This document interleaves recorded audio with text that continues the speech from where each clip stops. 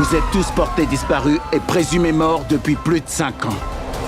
Vous n'avez pas de vision, vous, ou d'hallucinations sonores? Sauf les passagers. Vous avez une espèce de date de péremption? Le 2 juin 2024. So thank you for accept this interview. So go back to the SaveManifest.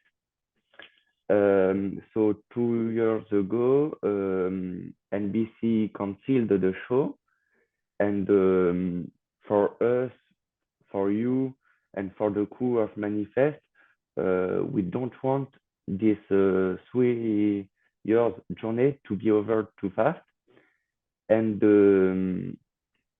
on the 28th August, Netflix decided to give a do-over to Manifest and save the show with 20 episodes. Can we say that the show become stronger than before on ABC? I like to think so. We were incredibly grateful to be saved by Netflix. And in saving the show, they also gave us some additional flexibility creatively. On Netflix, the show can be as long as it wants to be. It's not regimented in the same way that it is on broadcast television. In the States, on NBC, every episode had to be pretty much exactly the same amount of time, about 43 minutes. And we had more flexibility with Netflix to make the show as long as we wanted it to be. And that gave us some more creative freedom. And also Netflix is a little bit more flexibility when it comes to language. We're allowed to use some profanity. And so we were a little bit more flexible in that regard. And I think the episodes became stronger. That, of course, is for the audience to decide. And now we have a new manifester and the master, Stephen King, famous author of science fiction. He discovers the show during the SaveManifest. Are you proud of that? I am very proud of that. Obviously, one of my heroes as well.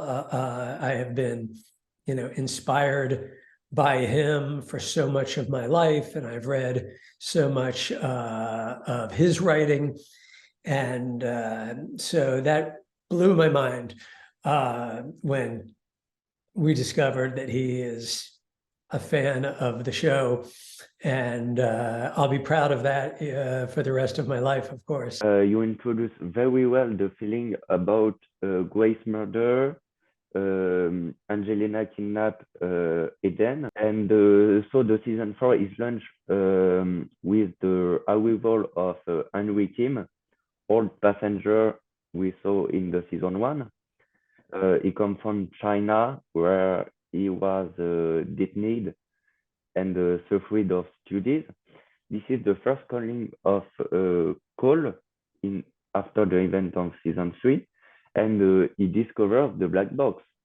For the A2haters, this is the biggest news, and they can't believe to know what happened on their flight. Yeah, that's right. So the introduction of Henry Kim at the top of season 4 is a big surprise to all of our heroes.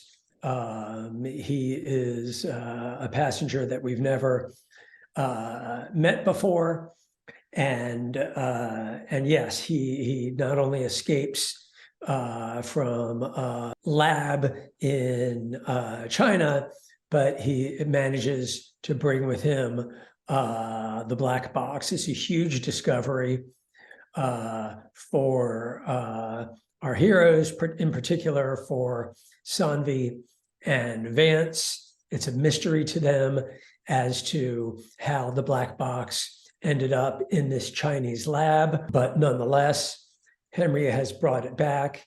He specifically brought it for Cal. That's part of the mystery as well. And that launches the scientific side of the mystery as we get into season 4, and we come to discover that Henry Kim has come specifically for Cal. There's a special bond that exists between Henry Kim and Cal. Obviously, we see Henry Kim transfer his scar tattoo onto Cal, really kind of cementing the bond between Henry and Cal. That plays all the way through these 10 episodes.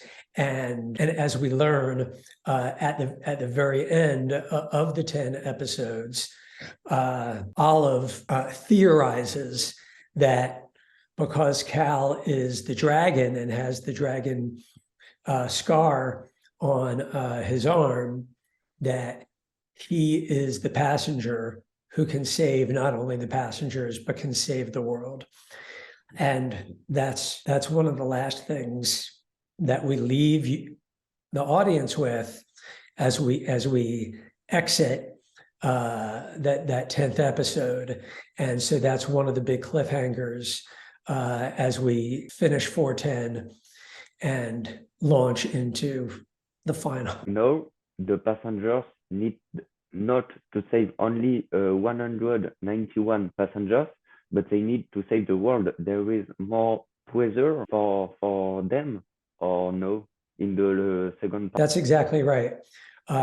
It was bad enough. There was enough pressure trying to save everyone on the airplane, but now we've come to discover that the whole world is on the line.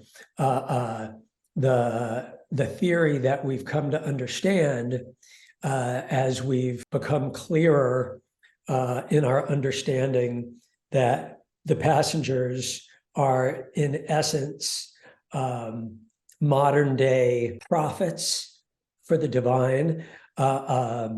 We talk a lot in the show about the passengers being sort of a modern day Noah. We talk about this being a modern day Noah's Ark story. And the airplane is in essence a modern day Noah's Ark. And the callings are in essence a test that God is testing humanity to see if humanity deserves to live or deserves to die.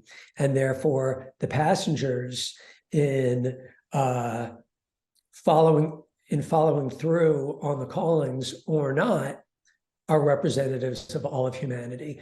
And so now that we go into the final 10 episodes, we are watching the passengers to determine whether or not they are satisfying the test of the divine.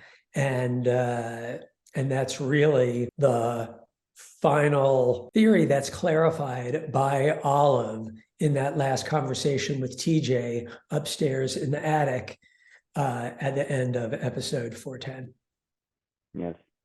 And in the beginning of the season 4, we discover Ben Stone with a Guief bear trying to find his kidnapped dogger. And I have a question, a fun fact.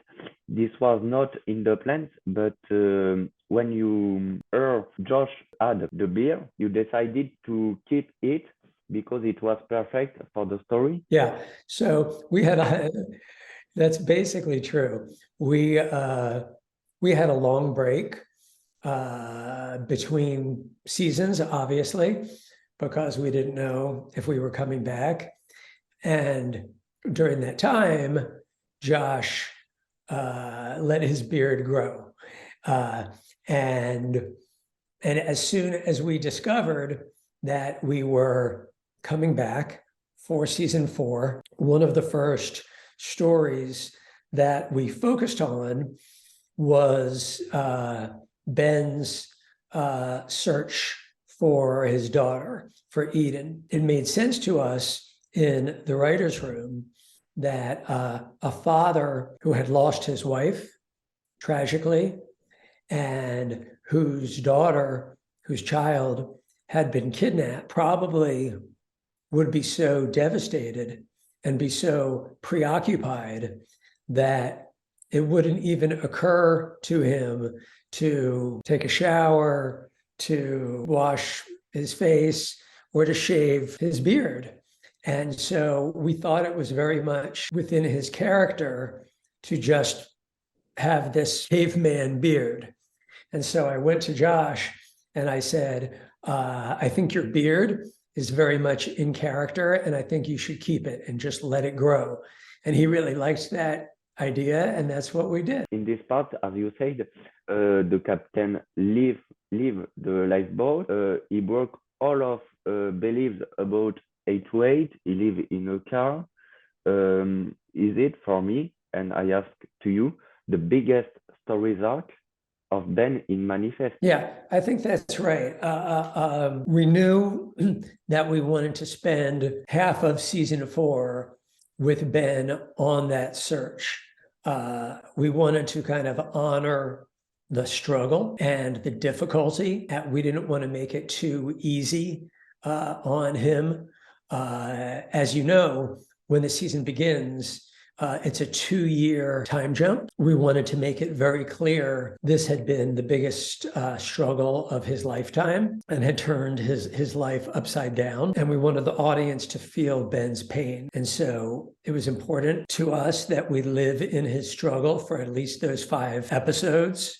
And then, of course, the rescue occurs in episode 5. But even then, I wanted to make it clear to the audience that the rescue was not necessarily a happy ending. I felt it was very important for us to tell the story realistically. It made sense to us in the writer's room that even after he discovers, he finds his child, it would still be incredibly painful to go through the process of bringing her home and convincing her, Eden, this is in fact her home, that Ben is in fact her father, Olive, her sister, Cal, her brother. And as you see in episode 6 and 7, it's very difficult to convince Eden that this is her home, that this is her father. And it's not until episode 8, really, that Eden starts to understand. Zeke learned during all of this season that the only person who can save everyone is Cole. So in the last episode, he absorbs Cole's cancer thanks to his power of empathy, and he dies in the Mikala arm. So what will change due to Zeke die? Yeah, so when Zeke survived at the end of the prior seasons, as you saw, he developed the special gift of empathy, in which he was able to feel what other people feel, and he was also able to absorb other people's pain. So we knew in the writer's room when Zeke survived, when he first saved Cal's life, when he jumped in the water and saved Cal, we knew back then that he ultimately was going to save Cal's life here in season 4 by taking away Cal's cancer. It's the ultimate act of heroism for Zeke. It's a sacrifice, and a questionable one at that, because Zeke was feeling so much pain throughout the seasons, the pain over the death of his own sister, Chloe, which gave him so much guilt and regret all these years, because he blamed himself for his sister's death. And so making this sacrifice in a way was an escape for him from his own pain. And as you'll see, we talk about that in the final 10 episodes. And we may not have seen the last of Zeke because on Manifest, there's always a way for loved ones to continue to communicate together. And we may just have an opportunity to see Zeke again. And if we do, we may learn from him that he has regrets about how he lived his life. Because yes, he was able to save Cal, and that was a heroic gesture. But at the same time, in a sense, his sacrifice also was, in a sense, giving up on the struggle to fight his own pain. He stopped fighting his own pain because he couldn't bear the pain. And he feels guilty about that as well. At the end, Angelina has a fraction of the Omega Sapphire embedded in her hand because Carol failed to destroy it, and she's more powerful than ever. It will be create a problem for the passengers when they figure out she's alive, because they don't know she is alive at the end of the episode 10. That's right. You put your finger on a very important aspect of the final 10 episodes. When we come back for the final 10, they all assume that Angelina died in that church. Ben was standing there when the large stained glass window fell on top of Angelina, and Ben assumes that she's gone. And only we, the audience, saw her dig herself out of the broken glass. And only we, the audience, saw her escape from that church and disappear off into the night with the volcanic fissures trailing her off into the distance. So that's our secret that we know, that the Stone family doesn't know. And when we come back for the final 10 episodes, we're going to discover where Angelina is and what she's up to. And it'll be several episodes before the Stone family discovers that she is alive. And of course, you won't be surprised to hear, spoiler alert, that Cal will be the first person to make that discovery. And when he makes that discovery, Cal, will have mixed feelings about telling his father, because Ben, as we know from what we just saw in these 10 episodes, Ben has been accusing Cal of having a special relationship with Angelina, right? Ben says to Cal, I don't understand it, but you have a special bond with her, a special relationship. And I don't know if you're strong enough to end that relationship, right? That's what Ben says to Cal, I think, in episode 406. And so when Cal comes to discover that Angelina is still alive, again, spoiler alert, he at first wants to keep it a secret. He doesn't want to tell his dad because he's afraid his dad is just going to say to him, I told you you had a special relationship with her. So that'll be a complicated dilemma for Cal when we get into the final episodes. And a little question, you said, have you watched the last season of Stranger Things? Oh, a little bit. Because there is, it happened the same ending with the lava in the street. It's just a coincidence or no? That's just a coincidence.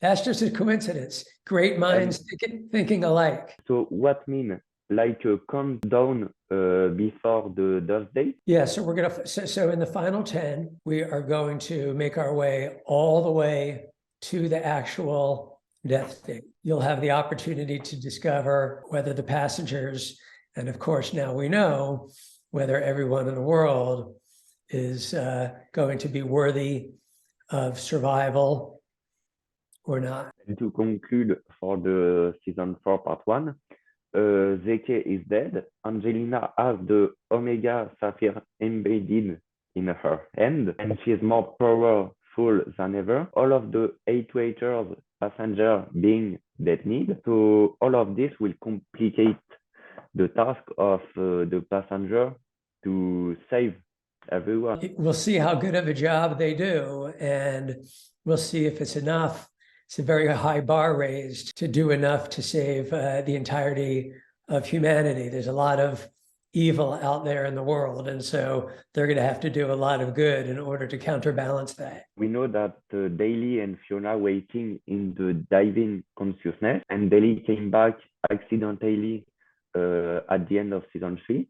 It means that Fiona and Daly can return in the real world on its own to help the passengers. We haven't seen the last of Daly and Fiona, right? As we saw, in past episodes, Daly and Fiona out there, they're in the glow, and Daly was, of course, trying to keep Cal with them in the glow.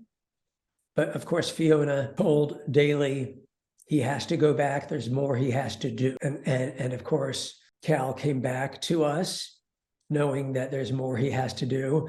And ultimately, by episode 410, as we were speaking about earlier, Olive made it very clear what Cal has to do, why Cal has to survive, because he is the one who's been charged with saving everyone.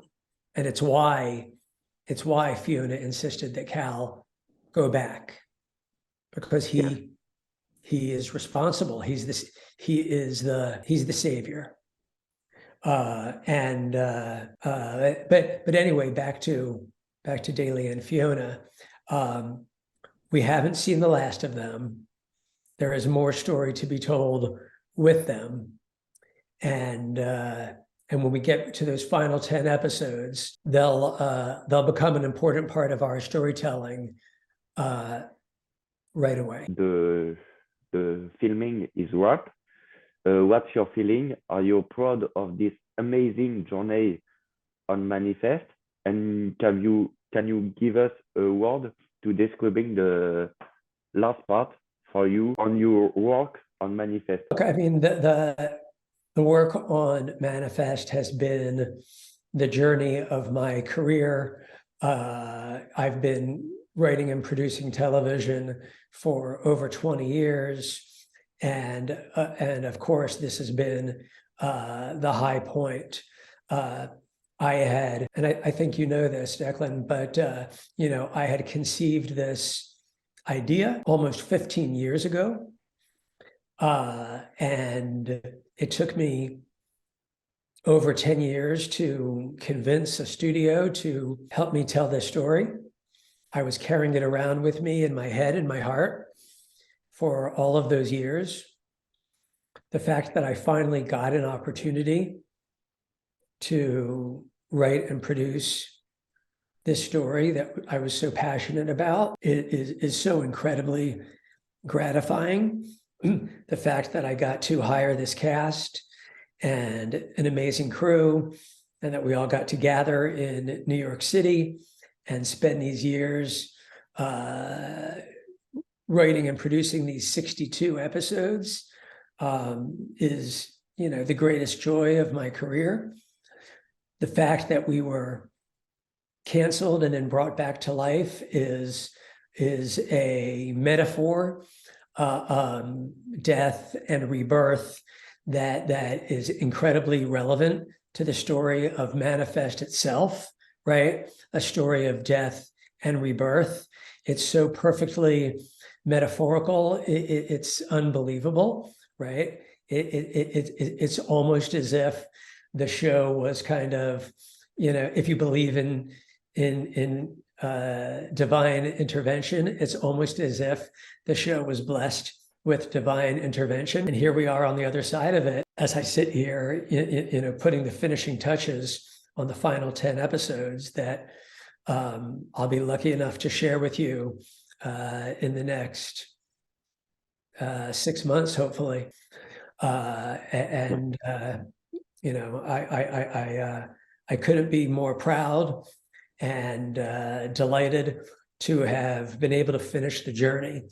And I'm thankful to people like you who have spent so much time investing in the show and spreading the word so that others would follow along and enjoy the show with us. It's been a dream.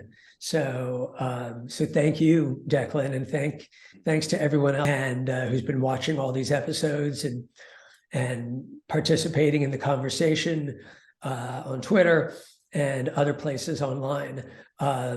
You've helped keep the show alive all this time, so merci. And the last one, have you got any project after Manifest or movie, TV? Nothing concrete, though. I, of course, have ideas. You know, a writer is always thinking about the next idea. I do love telling stories about the supernatural. I love dreaming about ideas that are kind of bigger than all of us. And so you can count on me to probably come up with another story about parents and children and husbands and wives and brothers and sisters. That's about love and togetherness and just big ideas about the universe, because that's what... Thank you, Jeff, for this interview. Thank you, Declan.